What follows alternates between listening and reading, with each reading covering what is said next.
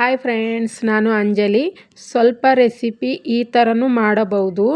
ಸುಲಭವಾಗಿ, ಟೇಸ್ಟ್ ಸೂಪರಾಗಿ ಮತ್ತು ಚಿಕ್ಕವರಿಂದ ದೊಡ್ಡವರಿಗೆ ಎಲ್ಲರಿಗೂ ಇಷ್ಟ ಆಗುವಂಥ 15 ನಿಮಿಷದಲ್ಲಿ ಸ್ವಲ್ಪ ಎಣ್ಣೆ ಇಲ್ವಾ ತುಪ್ಪ ಹಾಕಿ ಅವಲಕ್ಕಿ ರೆಸಿಪಿ ಮಾಡ್ಕೋಬೋದು. ಬೆಳಗ್ಗೆ ಟಿಫನ್ಗೆ ಇಲ್ಲಾಂದರೆ ಮಕ್ಕಳ ಟಿಫನ್ ಬಾಕ್ಸ್ಗೆ ಮಾಡಿಕೊಡ್ಬೋದು ನೋಡಿ.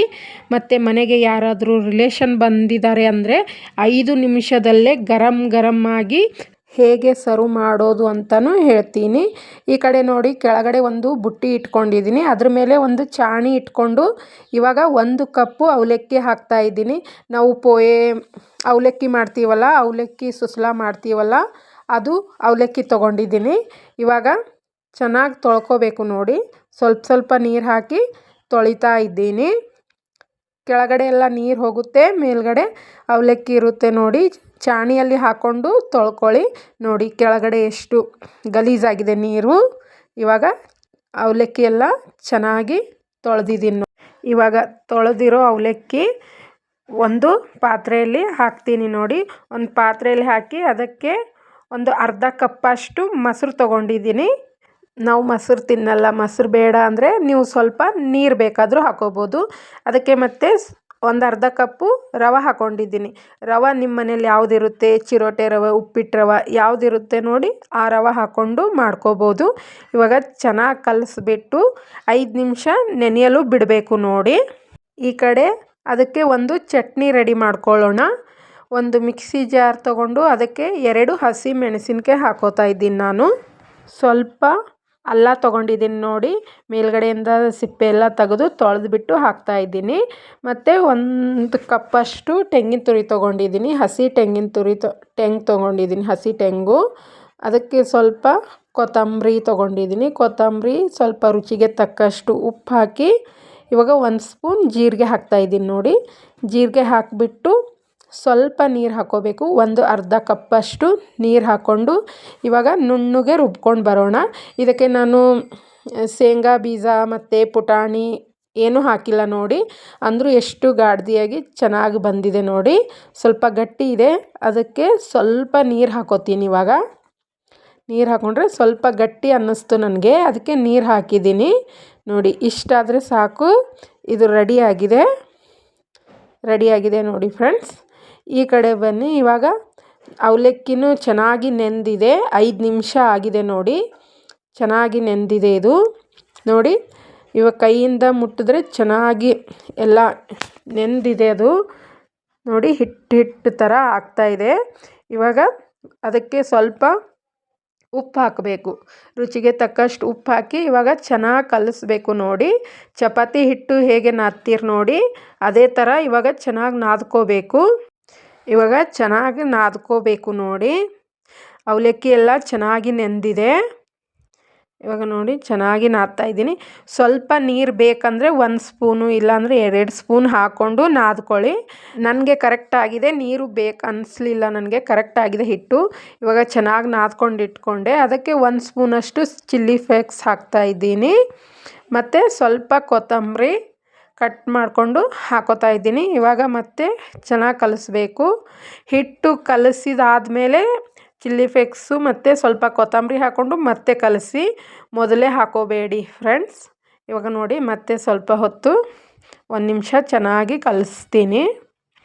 ತುಂಬ ಚೆನ್ನಾಗಾಗುತ್ತೆ. ಮಕ್ಕಳಿಗಂತೂ ಸೂಪರಾಗಿರುತ್ತೆ. ಮಕ್ಕಳಿಗೆ, ದೊಡ್ಡವ್ರಿಗೆ ಎಲ್ರಿಗೂ ಬೆಳಗ್ಗೆ ಟೈಮ್ ಇರಲ್ಲ, ಅದಕ್ಕೆ ಬೇಗನೆ ಮಾಡ್ಕೋಬೇಕು ಅಂದರೆ 15 ನಿಮಿಷದಲ್ಲಿ ಮಾಡ್ಕೋಬೋದು ನೋಡಿ. ಟೇಸ್ಟಿಯಾಗಿರುತ್ತೆ. ಇವಾಗ ನೋಡಿ ಚೆನ್ನಾಗಿ ಎಲ್ಲ ನೆಂದಿದೆಲ್ಲ ಚೆನ್ನಾಗಿ ಕಲಿಸ್ಕೊಂಡಿದ್ದೀನಿ. ಇವಾಗ ಒಂದು ರೌಂಡಾಗಿ ಉಂಡೆ ಮಾಡ್ತಾಯಿದ್ದೀನಿ ನೋಡಿ. ಕೈಗೂ ಹತ್ತುತ್ತಾ ಇಲ್ಲ ಹಿಟ್ಟು ನೋಡಿ. ಚೆನ್ನಾಗಿ ನಾದ್ಕೋಬೇಕು. ನಾದ್ಕೊಂಡ್ರೆ ಚೆನ್ನಾಗಿ ಬರುತ್ತೆ ನೋಡಿ. ಇವಾಗ ಒಂದು ಮಣೆ ತೊಗೊಂಡಿದ್ದೀನಿ, ಚಪಾತಿ ಮಾಡೋ ಮಣೆ ತೊಗೊಂಡು ಅದಕ್ಕೆ ಸ್ವಲ್ಪ ಎಣ್ಣೆ ಹಚ್ಚಬೇಕು. ಸ್ವಲ್ಪ ಎಣ್ಣೆ. ಮಕ್ಕಳಿಗೆ ಟಿಫನ್ ಬಾಕ್ಸ್ಗೂ ಬೆಳಗ್ಗೆ ಮಾಡಿಕೊಡ್ಬೋದು ನೋಡಿ. ತಣ್ಣಗಾದರೂ ತುಂಬ ಟೇಸ್ಟಿಯಾಗಿರುತ್ತೆ, ಗರಮ್ಮು ಚೆನ್ನಾಗಿರುತ್ತೆ. ತಣ್ಣಗಾದರೂ ಏನೂ ಇಲ್ಲ, ತುಂಬ ಚೆನ್ನಾಗಾಗುತ್ತೆ ನೋಡಿ. ಮಕ್ಕಳಿಗೂ ತುಂಬ ಇಷ್ಟ ಆಗುತ್ತೆ, ದೊಡ್ಡವರಿಗೂ ಇಷ್ಟ ಆಗುತ್ತೆ. ಒಂದು ಸರಿ ಟ್ರೈ ಮಾಡಿ ನೋಡಿ. ಇವಾಗ ನೋಡಿ ಇದೇ ಥರ ಮಾಡ್ಕೋಬೇಕು. ಇವಾಗ ನಾನು ಮಾಡ್ತಾಯಿದ್ದೀನಲ್ಲ, ಈ ಥರನೇ ಮಾಡ್ಕೋಬೇಕು ನೋಡಿ.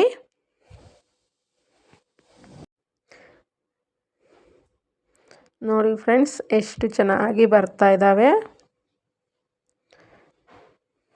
ನೋಡಿ. ಇದು ರೆಡಿ ಆಯಿತು ನೋಡಿ. ಇಷ್ಟು ಮಾಡಿಕೊಂಡ್ರೆ ಸಾಕು ನೋಡಿ. ಇವಾಗ ಇದೇ ಥರ ನಾನು ಎಲ್ಲ ಮಾಡಿಕೊಂಡು ಇಟ್ಕೋತೀನಿ. ಇವಾಗ ನೋಡಿ ಫ್ರೆಂಡ್ಸ್, ನಾನು ಇಷ್ಟು ಮಾಡ್ಕೊಂಡಿದ್ದೀನಿ. ನಾನು 1 ಕಪ್ಪು ಅವಲಕ್ಕಿಯಲ್ಲಿ ಇಷ್ಟ ಆಗಿದ್ದಾವೆ ನೋಡಿ.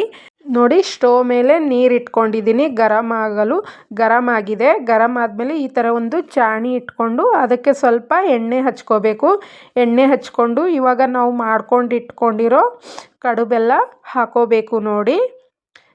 ಹಾಕ್ಕೊಂಡು ಸ್ಟೀಮ್ ಮಾಡ್ಕೋಬೇಕು. 20 ನಿಮಿಷ ಸ್ಟೀಮ್ ಮಾಡಬೇಕು ನೋಡಿ. ಒಂದು ಪಾತ್ರೆ ಮುಚ್ಕೊಂಡು 20 ನಿಮಿಷ ಬಿಡ್ತೀನಿ. ಇವಾಗ ನೋಡಿ 20 ನಿಮಿಷ ಆಗಿದೆ. ತುಂಬ ಚೆನ್ನಾಗಾಗಿದೆ.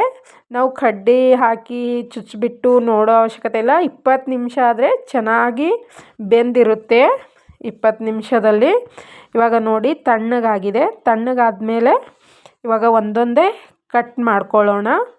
ಇವಾಗ ಕಟ್ ಮಾಡ್ತಾಯಿದ್ದೀನಿ ನೋಡಿ. ಈ ಥರ ಕಟ್ ಮಾಡ್ಕೋಬೇಕು. ಕಟ್ ಮಾಡ್ಕೊಂಡ್ಮೇಲೆ ನೋಡಿ ಫ್ರೆಂಡ್ಸ್ ಎಷ್ಟು ಸಾಫ್ಟು, ತುಂಬ ಸಾಫ್ಟು, ತುಂಬ ಚೆನ್ನಾಗಾಗುತ್ತೆ ನೋಡಿ. ನಿಮಗೆ ಗೊತ್ತಾಗ್ತಾ ಇರ್ಬೋದು. ಇದೇ ಥರ ಇವಾಗ ಎಲ್ಲ ಕಟ್ ಮಾಡ್ಕೋಬೇಕು. ಇವಾಗ ಮನೆಗೆ ಯಾರಾದರೂ ಬರ್ತಾ ಇದ್ದಾರಂದರೆ ಈ ಥರ ಕಟ್ ಮಾಡಿ ಇಟ್ಕೋಬೇಕು. ಇಟ್ಕೊಂಡ್ಮೇಲೆ ಅವ್ರು ಬಂದ ತಕ್ಷಣ ನಾವು ಒಗ್ಗರಣೆ ಹಾಕಿ ಕೊಡ್ಬೋದು. ಗರಮ್ ಆಗಿ ತುಂಬ ಚೆನ್ನಾಗಾಗುತ್ತೆ. ಮಕ್ಕಳು ಸ್ಕೂಲಿಗೆ ಹೋಗಿದ್ದಾರೆ, ಬಂದ ತಕ್ಷಣ ಮಾಡೋಕ್ಕೆ ಆಗಲ್ಲ. ಅವ್ರು ಬರೋಕ್ಕಿಂತ ಮುಂಚೆ ಮಾಡಿಟ್ರೆ ಬಂದ ಮೇಲೆ ಒಗ್ಗರಣೆ ಹಾಕಿ ಕೊಡ್ಬೋದು ನೋಡಿ. ಅವರಿಗೂ ಗರಮ್ ಆಗಿ ಮಕ್ಕಳು ತಿಂತಾರೆ. ನೀವು ಕಟ್ ಮಾಡಿ ಹೀಗೆ ತಿಂತೀರಂದ್ರೂ ತುಂಬ ಚೆನ್ನಾಗಿರುತ್ತೆ. ಟೇಸ್ಟು ಸೂಪರಾಗಿರುತ್ತೆ. ಇಲ್ಲಾಂದರೆ ಇದಕ್ಕೆ ಒಗ್ಗರಣೆ ಹಾಕ್ತೀನಂದ್ರೂ ನಡೆಯುತ್ತೆ ನೋಡಿ. ಇವಾಗ ಒಗ್ಗರಣೆ ಮಾಡ್ಕೊಳ್ಳೋಣ ಬನ್ನಿ. ಒಂದು ಕಡಾಯಿ ತೊಗೊಂಡಿದ್ದೀನಿ. ಅದಕ್ಕೆ 2 ಸ್ಪೂನು ಎಣ್ಣೆ ಹಾಕಿದ್ದೀನಿ ನೋಡಿ. ಎಣ್ಣೆ ಹಾಕಿ 1 ಸ್ಪೂನು ಸಾಸಿವೆ ಹಾಕ್ಕೊಂಡಿದ್ದೀನಿ. 1 ಸ್ಪೂನು ಬಿಳಿ ಎಳ್ಳು ಹಾಕಿದ್ದೀನಿ ನೋಡಿ. ಬಿಳಿ ಎಳ್ಳು ಎಲ್ಲ ಸಿಡಿದ ಮೇಲೆ ಇವಾಗ ಅದಕ್ಕೆ 1 ಹಸಿಮೆಣಸಿನ್ಕಾಯಿ ಕಟ್ ಮಾಡ್ಕೊಂಡಿದ್ದೀನಿ. ಅದು ಹಾಕ್ತಾಯಿದ್ದೀನಿ ನೋಡಿ. ಹಸಿಮೆಣಸಿನ್ಕಾಯಿ ಹಾಕಿದ ಮೇಲೆ ಅದಕ್ಕೆ ಸ್ವಲ್ಪ ಕಾಶ್ಮೀರಿ ಲಾಲ್ ಮಿರ್ಚ್ ಹಾಕಿದ್ದೀನಿ ನೋಡಿ. ಸ್ವಲ್ಪ ಕಲರ್ ಸಲುವಾಗಿ ಸ್ವಲ್ಪ ಹಾಕಿದ್ದೀನಿ. ಹಾಕಿದ್ಮೇಲೆ 1 ನಿಮಿಷ ಚೆನ್ನಾಗಿ ಕೈ ಆಡಿಸಿದ ಮೇಲೆ ಇವಾಗ ಮಾಡ್ಕೊಂಡು ಇಟ್ಕೊಂಡಿರೋ ಅವಲಕ್ಕಿ ಕಡುಬು ಹಾಕ್ತಾಯಿದ್ದೀನಿ ನೋಡಿ. ಹಾಕ್ಕೊಂಡು ಇವಾಗ ಚೆನ್ನಾಗಿ ಕಲಿಸ್ಕೋಬೇಕು. ಇವಾಗ ಮಸಾಲೆ ಎಲ್ಲ ಕಲಿಬೇಕು ನೋಡಿ. ಚೆನ್ನಾಗಿ ಕಲಿಸ್ಕೋಬೇಕು. ಅದಕ್ಕೆ ಇವಾಗ ಸ್ವಲ್ಪ ಕೊತ್ತಂಬರಿ ಕಟ್ ಮಾಡಿಕೊಂಡು ಸ್ವಲ್ಪ ಕೊತ್ತಂಬರಿ ಹಾಕೋಬೇಕು. ಕೊತ್ತಂಬರಿ ಹಾಕಿದ್ಮೇಲೆ ಮತ್ತೆ ಸ್ವಲ್ಪ ಹೊತ್ತು ಚೆನ್ನಾಗಿ ಕಲಸಿದ್ರೆ ರೆಡಿ ಆಯಿತು ನೋಡಿ ಫ್ರೆಂಡ್ಸ್. ನೋಡಿ ಇವಾಗ ಒಂದು ಪ್ಲೇಟಲ್ಲಿ ಹಾಕಿ ಸರ್ವ್ ಮಾಡೋಣ. ಚಟ್ನಿ ಮಾಡ್ಕೊಂಡಿದ್ದೀವಲ್ಲ ಫ್ರೆಂಡ್ಸ್, ಅದು ಹಾಕೋತಾ ಇದ್ದೀನಿ. ಚಟ್ನಿ ಜೊತೆನೂ ತುಂಬ ಚೆನ್ನಾಗಾಗುತ್ತೆ. ಇಡ್ಲಿ ದೋಸೆ ಮಾಡ್ತೀವಲ್ಲ ಅದೇ ಚಟ್ನಿ ನೋಡಿ. ತುಂಬ ಚೆನ್ನಾಗಾಗುತ್ತೆ ಚಟ್ನಿ ಜೊತೆನೂ. ಮಕ್ಕಳಿಗೆ ಕೆಚಪ್ ಜೊತೆ ತಿನ್ನೋದು ತುಂಬ ಇಷ್ಟ. ಟೊಮೆಟೊ ಸಾಸ್ ಜೊತೆ ಸಾಸು ಹಾಕ್ಕೊಂಡಿದ್ದೀನಿ ನೋಡಿ. ಫೈನಲ್ ರಿಸಲ್ಟ್ ಹೀಗಿದೆ ನೋಡಿ ಫ್ರೆಂಡ್ಸ್. ಬೆಳಗ್ಗೆ ಬ್ರೇಕ್ಫಾಸ್ಟ್ಗೆ ಮಾಡ್ಬೋದು ನೋಡಿ. 15 ನಿಮಿಷದಲ್ಲಿ ರೆಡಿ ಆಗುತ್ತೆ. ಮಕ್ಕಳು ತುಂಬ ಖುಷಿ ಪಡ್ತಾರೆ. ಟೇಸ್ಟ್ ಮಾತ್ರ ಸೂಪರ್ ಆಗಿರುತ್ತೆ. ಒಂದು ಸರಿ ಟ್ರೈ ಮಾಡಿ ನೋಡಿ. ಹೇಗೆ ಬಂದಿದೆ ಅಂತ ನನಗೆ ಕಮೆಂಟ್ ಮಾಡಿ ತಿಳಿಸಿ. ಮತ್ತೆ ಮುಂದಿನ ವಿಡಿಯೋದಲ್ಲಿ ಸಿಗ್ತೀನಿ ಫ್ರೆಂಡ್ಸ್. ಅಲ್ಲಿವರೆಗೂ ಧನ್ಯವಾದ. Thank you.